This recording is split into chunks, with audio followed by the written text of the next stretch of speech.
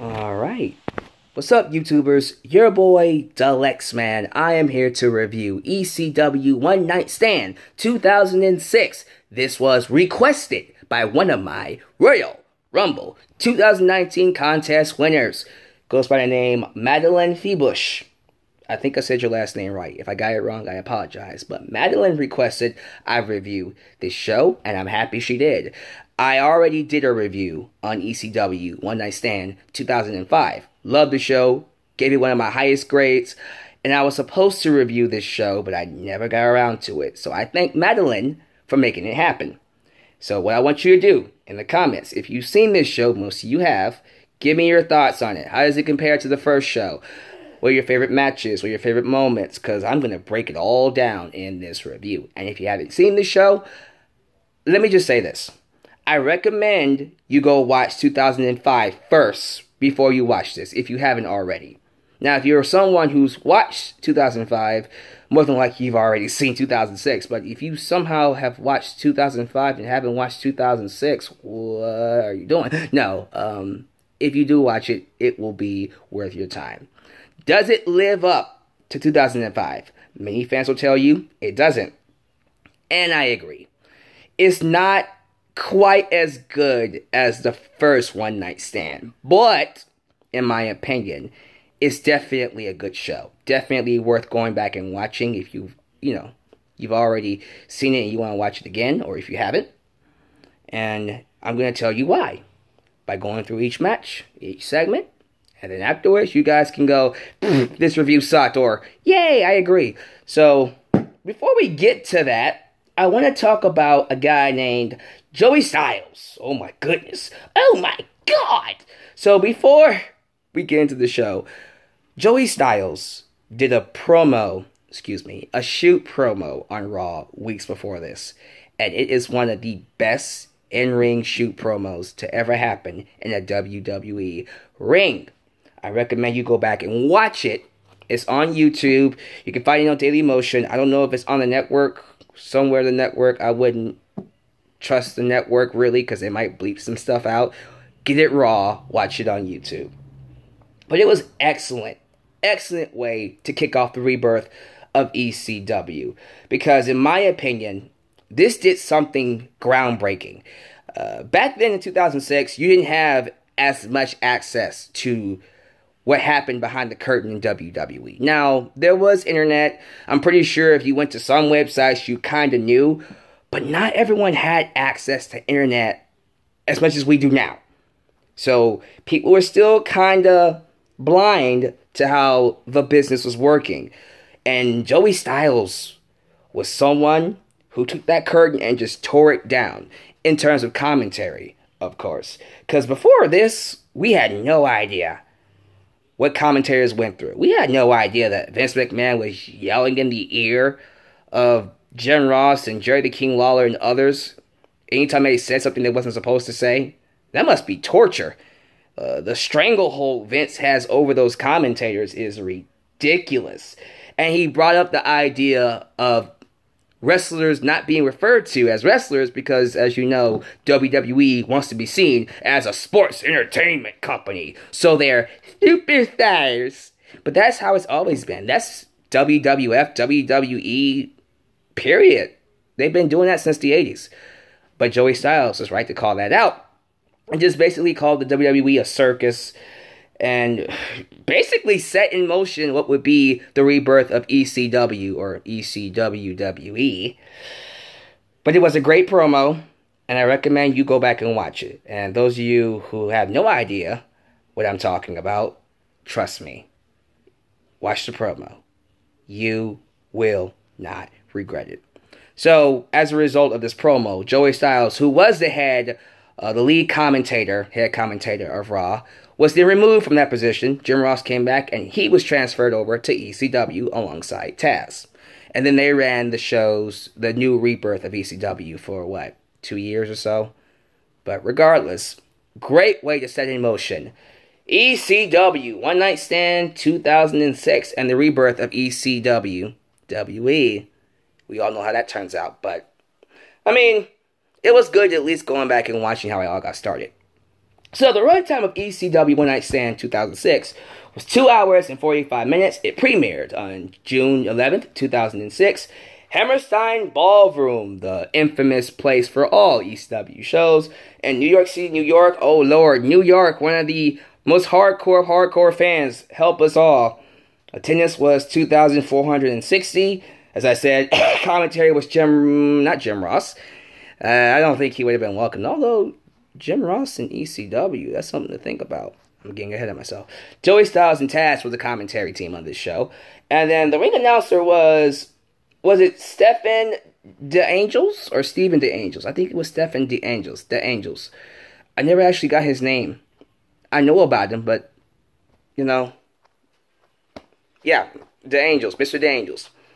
So we opened up the show with Paul Heyman. Why not? The evil genius of Extreme.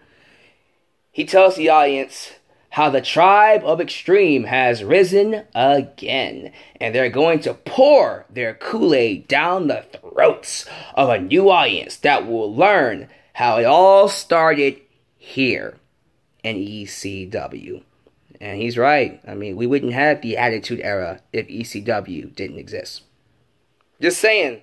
Heyman said they are live on pay-per-view and they are back on cable TV's Sci-Fi Network on Tuesday nights. I'm sorry. I feel so bad watching this promo because he had so much hope.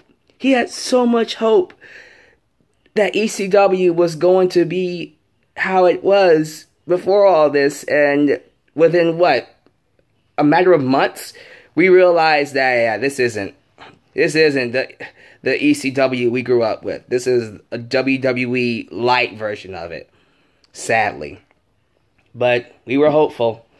We get a shot of if Cena wins, we riot sign, which we'll talk about that a little later. But you already kind of knew what kind of crowd we were getting. We had the moment you saw that sign. Hey, boy! He goes on talking about, I thank the audience for what they've done to get us here. He says, Raw, SmackDown don't live up to ECW. We're better than Raw. We're better than SmackDown. Welcome to the Rebirth of ECW. Good promo to open up the show. And then we get our first match. Tazz versus Jerry the King Lawler, which lasted 35 seconds. It was basically a way to get some heat on the opening match. They had Jerry the King Lawler for weeks before this, basically embarrassing, trashing ECW in very illogical ways, and it clearly showed his bias. But Jerry the King Lawler has always felt ECW was a crappy show. He called ECW extremely crappy wrestling back when he was in his younger days. He never liked ECW. So it made sense to see him open the show and lose to Tazz in 35 seconds. But not really a match I would grade. Got the crowd into it. Crowd was loving it, so it did its job. But not really a match. This next one is a match. We got the Extreme Kurt Angle versus Randy Orton. This was when Kurt Angle was that sawn-off Olympic amateur wrestler. Very aggressive, very vicious, had the mouth guard. And in my opinion, this was 80% a squash match. There was a portion in there where Orton got some offense, but for the most part, it was all Angle. It was a way to show his vicious side, seeing him dominate Orton, basically execute all kinds of amateur wrestling stuff, which was nice to see. And it's sad to say that not too long after this, he leaves WWE, goes to TNA, and has his run on top there for how long? Almost 7-8 years. He was there for a long time. But it was nice seeing him here. And I forgot about... See, when I think about ECW chants, I remember the Cena stuff more than the Randy Orton stuff. But they were all over Orton. Orton sucks, D. Orton swallows. And then the P word that I'm not going to say because I know how YouTube is now. But they were hard on Orton. Very passionate fans. I like that. Passionate. Next match is a tag team match. FBI the full-blooded Italians, Little Guido and, is that Tony Mamaluke? Tony Mamaluke, right? I think I said his name right, but FBI taking on Tajiri and Super Crazy. Really good match, very fun. Great back and forth action, lots of innovative spots. Super Crazy and Tajiri are always great to watch. Love the match, definitely think you should go watch it. And then I think the FBI won that one. Yeah, FBI won that match, but it didn't matter because Big Show came out and destroyed them all anyways. And this is during the time where they were going to literally treat ECW's new version of Big Show as a legit monster. Paul Heyman was going to make Big Show unstoppable. Like, legitimately how he should have been booked since the beginning. Because WWE booked him as a joke and then somehow managed to make fans believe that he was someone capable of destroying the entire roster, which he's done many times before. But then you would see him do stupid stuff, and I gotta say it, like dress up as other wrestlers. And then wear diapers, and oh my god, and then turn heel and face, and heel and face, and heel and face. On ECW, it really did feel like he was a destructive monster. And I hate seeing what he's become nowadays. So I'm actually kind of glad he's retired, or semi-retired, or pseudo-retired. He's not on TV anymore. That's what matters. Next up, we have a JBL promo. So last year's JBL promo was one of my favorite parts of that show. This promo was good. It was alright. I'm not gonna say it was bad. The fans chanted "You suck D" at him, and he basically pointed out there aren't any women in the audience, yet they're talking about a male organ. So tell him who's the fruit booty. Oh my goodness. It's so good. Such a really awesome comeback. Essentially, he ripped on, well, he mocked the idea that he beat up Blue Meaning last year, because there was that whole debacle of him stiffing, completely going into business for himself and opening up Blue Meaning, and he mocked that. And then he talked about how he is now the new voice of SmackDown and shoots on Tazz for, I guess, leaving WWE for ECW because WWE made him and ECW didn't, I suppose. Yeah, essentially that. Again, like I said, it doesn't stick out as much as his promo last year, but still a good promo. And as you know, following this, JBL is on commentary for, what, 2 years or so? Next up, World Heavyweight Championship. Rey Mysterio, the champion, taking on Sabu. I remember this match. I remember being very excited for this match. I remember loving this match. And I still love it. Amazing match. Great stuff. It was cool seeing Rey Mysterio, especially at that time, work with someone his speed. Because in 2006, Rey Mysterio was working with heavyweights, so he had to slow down his style. And I hated that. Rey Mysterio should not have to slow down his style for anybody. For anybody. But it was nice seeing him finally pick up the pace and have a really fun, fast-paced match with Sabu. And they beat the living crap out of each other. And the ending, that ending was wild.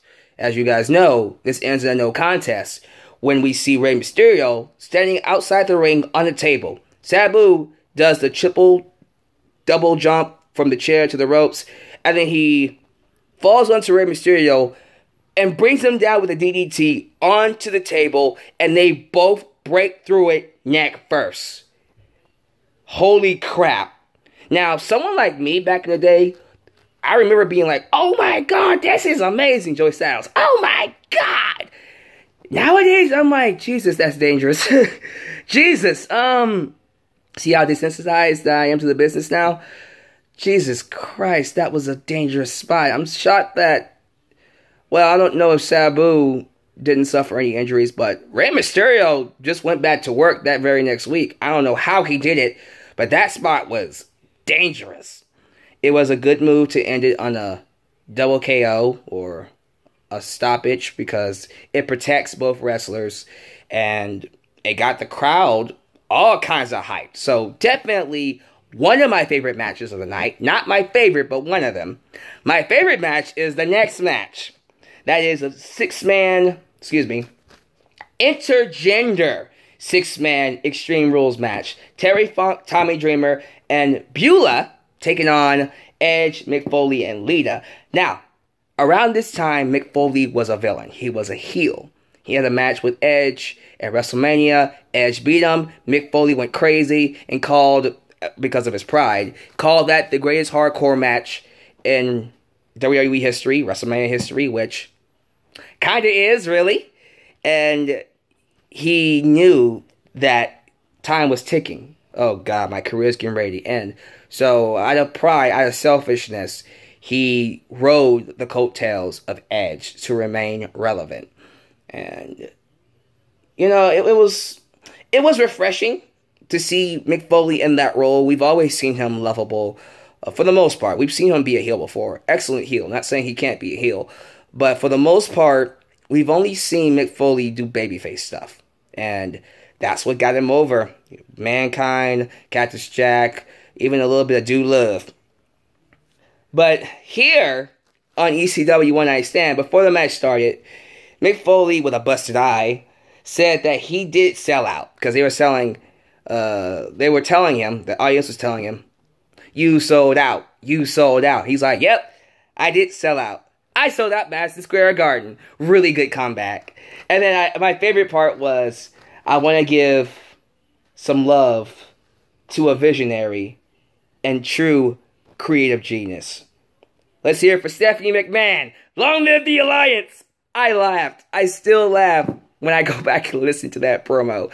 Foley is amazing. No one talks about Foley's microphone skills enough because he is one of the best talkers ever to do it. But let's get to the match. This match was amazing. Fantastic. Outstanding. Match of the night. This 6-man, 6 intergender man, or is it intergender 6-man? Whatever. This match was great. From top to bottom. Love the hardcore stuff. Barbed wire, baseball bats, barbed wire, tables, fire, women, men, bleeding, left and right. Lots of sexual, well, I won't say too much about that ending, but let's just say what Edge did to Beulah would get a ton of heat nowadays. The way he pinned her, oh my goodness, he practically humped the woman, dry humped her in a pinfall. If he was to do that nowadays, I don't think the shareholders would be happy about that. But holy crap. Anything you can ask for in a hardcore match, you got it here. And I think the other request from Madeline Feibush was Backlash 2004, right? Which had Mick Foley versus Randy Orton. I don't know, really, if I can say any match on this show was as good as that match.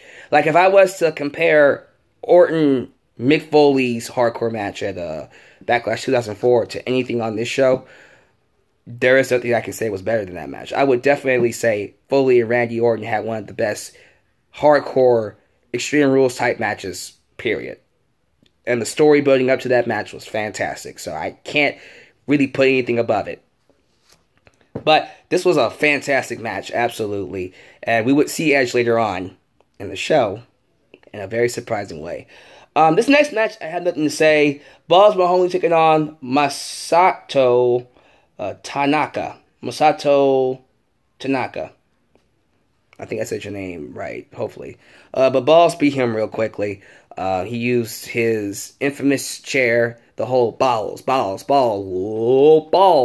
and then bent the chair over the head of Masato. It was nasty, but not much else to say. Decent match.